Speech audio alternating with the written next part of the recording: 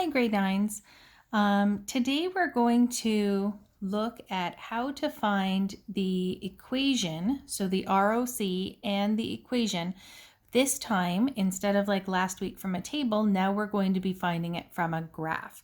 So as you can see in the examples today, there are two different graphs of equations or graphs of linear relationships, and we are going to figure out what the ROC is from each one, and then also what the equation of that line would be. Okay, so we're going to be using the same exact equation that we had last week when we were doing this from a table, but now we're just going to be finding that same information on a graph. So the equation up here, you see we've got dependent variable, which is the output, equals the initial, and we could do plus or we could do minus depending if it's going up or down, rate of change, which is that ROC, times the independent variable or the input. So I'm just going to start kind of looking at different things here. So the dependent variable, we know that that was the variable that was found on the right-hand column of our tables. So on a graph, where are we going to find that? We have to kind of know where we can find these same values. On the graph, that's going to be the vertical or the up and down axis. So I'm just going to write in here dependent variable.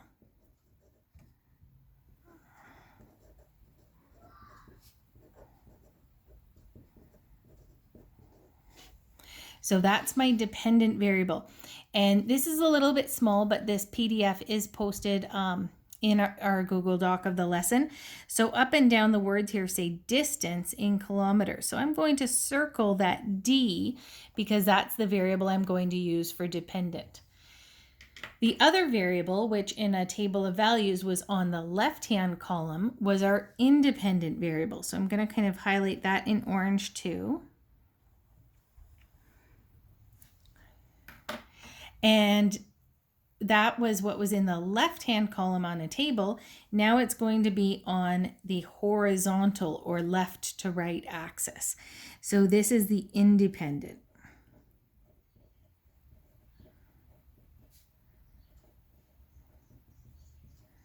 So that independent variable, I'm going to circle the first letter, and that is the T for time. Okay, so that is how we find our variables. And that's not too bad. It's just like in the tables where we had to remember which one was on the left and which was on the right. Now you're just going to have to remember or have in your notes which one is on the up and down vertical and which one is on the left, right, the horizontal. And then you can circle those first letters to help you define what your variables are going to be. Okay. The next thing we want to look at is the rate of change. So the ROC or rate of change, we're going to find with this rate triangle that's drawn in here. Remember that the rise was on the side of the dependent variable, and it talked about how much you went up. So I'm going to label this, and you can kind of see that on my graph, I've got some dotted lines that make this triangle. This up and down segment of this triangle, that's the rise.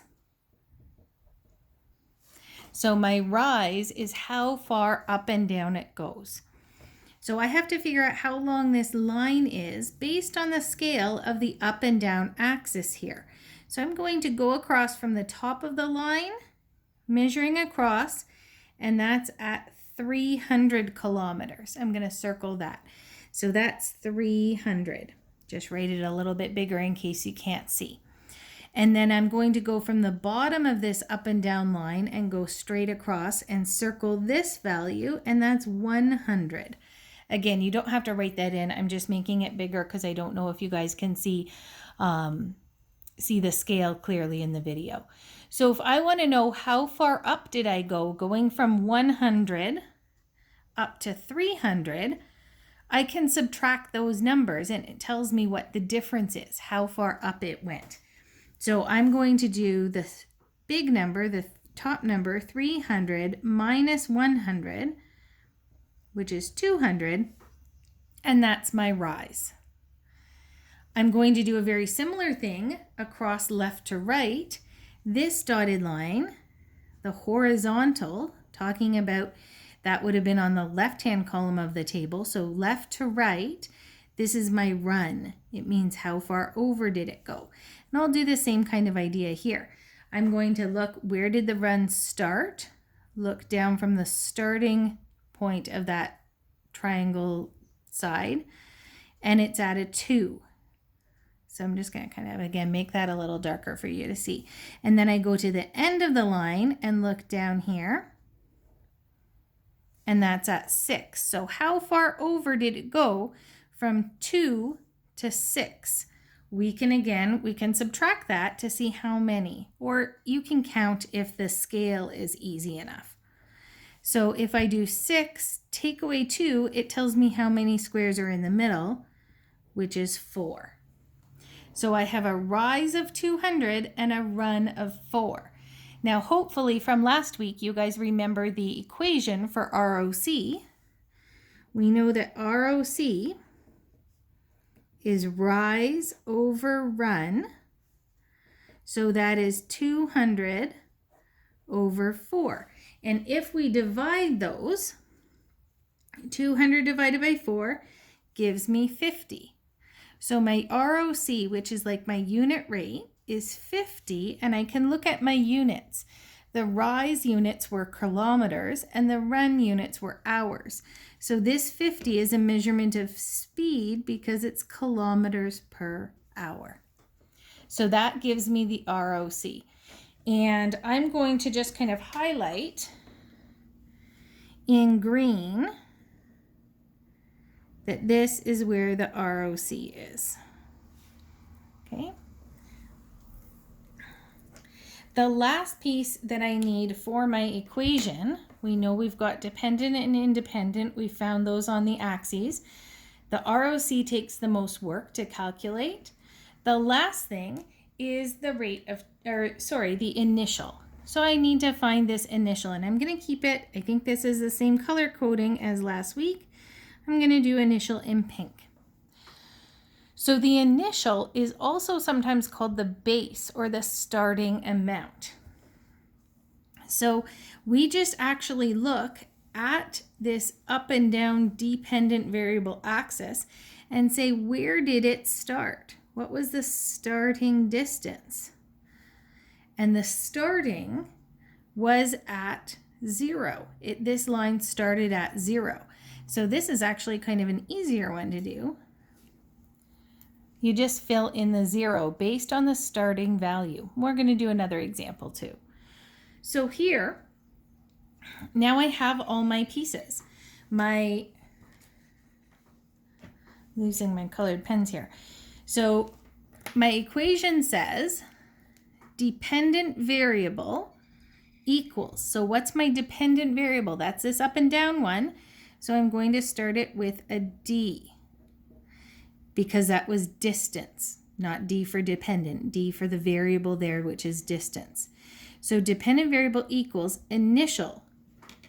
Then I'm going to look, what was my initial? That was the starting point of the line, and that's a 0. Then I choose plus or minus. Is this line going up or down? It's going up, so I'm going to put plus. Then I have rate of change, or ROC, and here my ROC is 50. Remember, when we're writing the equation out, we don't include any units. So I'm not going to put that 50 kilometers per hour in the equation, just the 50, just the number. And then the last piece is the independent variable, which was the quantity that we're measuring down in the bottom, which is time. So I'm going to put a T. So these are the pieces of my equation. Dependent and independent variables are the letters that match up with what was on your scale. The initial is the starting point, and the ROC is the rise and run divided that you calculate from your triangle. One little note here, when we have an initial of 0, we don't actually have to write that down.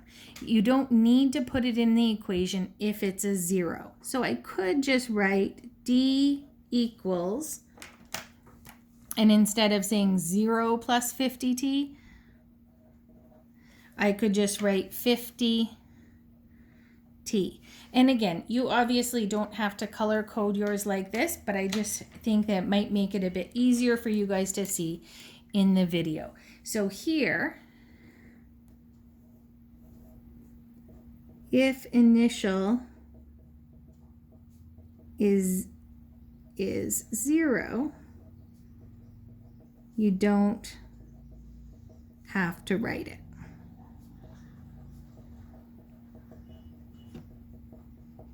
Okay, so you can simplify that a little bit if it's a 0.